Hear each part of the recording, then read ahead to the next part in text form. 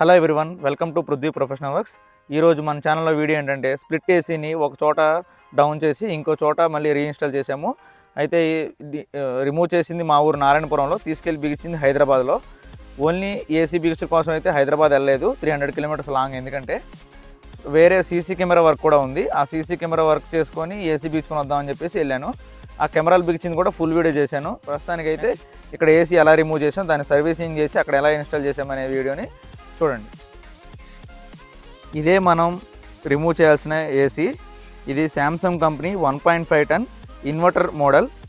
ఇది వచ్చేసి దాని అవుట్డోర్ యూనిట్. ఫస్ట్ మనమైతే అవుట్డోర్ యూనిట్ దగ్గర కాపర్ పైప్స్కి ఉన్న డమ్మీ క్యాప్లను అయితే రిమూవ్ చేసుకోవాలి.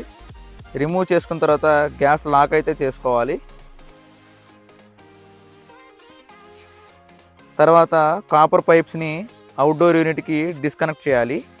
ఇలా అడ్జస్ట్మెంట్ రేంజ్ తీసుకొని, కొంతమంది స్క్రూ రేంజ్ అంటారు, కొంతమంది అడ్జస్ట్మెంట్ రేంజ్ అంటారు, ఏదైనా ఒకటే. తర్వాత పైన ఉన్న పెద్ద పైప్ను కూడా డిస్కనెక్ట్ చేసుకున్నాను.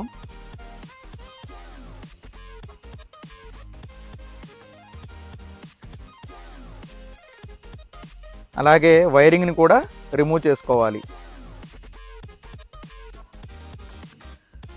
వైరింగ్ డిస్కనెక్ట్ చేసుకున్న తర్వాత అవుట్డోర్ యూనిట్కి స్టాండ్కి ఉన్న బోర్డ్స్ని అయితే రిమూవ్ చేసుకొని యూనిట్ని అయితే కిందకి దింపుకోవాలి. తర్వాత ఇండోర్ యూనిట్ దగ్గర ఉన్న పైప్ కనెక్షన్లు అయితే రిమూవ్ చేసుకోవాలి. కానీ ఇక్కడ ఒక ప్రాబ్లం ఏంటంటే, నా దగ్గర ఒక పైప్ రేంజ్ ఉంది, ఒక అడ్జస్ట్మెంట్ రేంజ్ ఉంది. కానీ 2 అడ్జస్ట్మెంట్ రేంజ్లు అయితేనే వాడాలి. దానివల్ల కొంచెం ఇబ్బంది పడాల్సి వచ్చింది. అలాగే నీట్గా ఇండోర్ యూనిట్ని కూడా డౌన్ చేసుకున్నాము. తర్వాత ఇండోర్ యూనిట్ కింద వాల్ మౌంట్ని అయితే రిమూవ్ చేసుకోవాలి. మొత్తం ఇండోర్ యూనిట్లో ఉన్న పార్ట్స్ అన్నీ రిమూవ్ చేశాను. అవుట్డోర్ యూనిట్కి అయితే చూడండి ఎంత దుమ్ము ఉందో.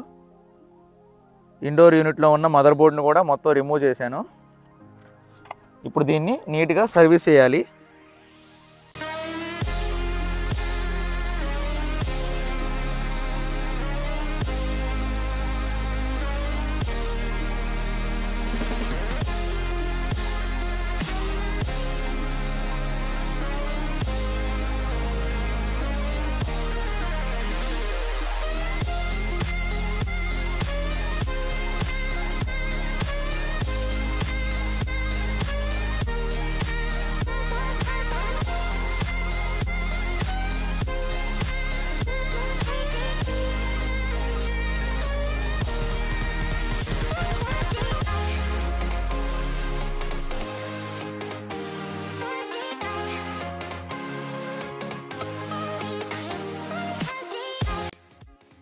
అలాగే ఇండోర్ యూనిట్ కొన్న ప్లేట్స్ని కూడా సర్వీస్ చేస్తున్నాము.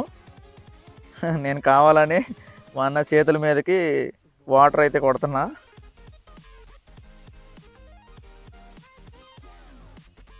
సేమ్ అలానే ఇండోర్ యూనిట్ కూడా చాలా జాగ్రత్తగా వాటర్తో సర్వీసింగ్ చేయాలి.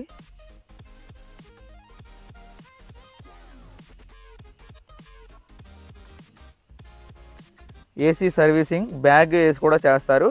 అలా చేస్తే 70% క్లీన్ అవుతుంది. 100% ఏసీ క్లీన్ అవ్వాలంటే ఏసీని డౌన్ చేసినప్పుడే పాసిబుల్ అవుతుంది. ఇలా ఇండోర్ యూనిట్లో ఉన్న మదర్ బోర్డ్ అన్నీ రిమూవ్ చేసుకుంటే, మోటార్స్, స్వింగ్ మోటార్ కూడా రిమూవ్ చేసుకుంటే మనం ఎలాంటి భయం లేకుండా మనకు నచ్చినట్టు వాటర్ కొట్టేయచ్చు. ఏం ప్రాబ్లం అయితే ఉండదు.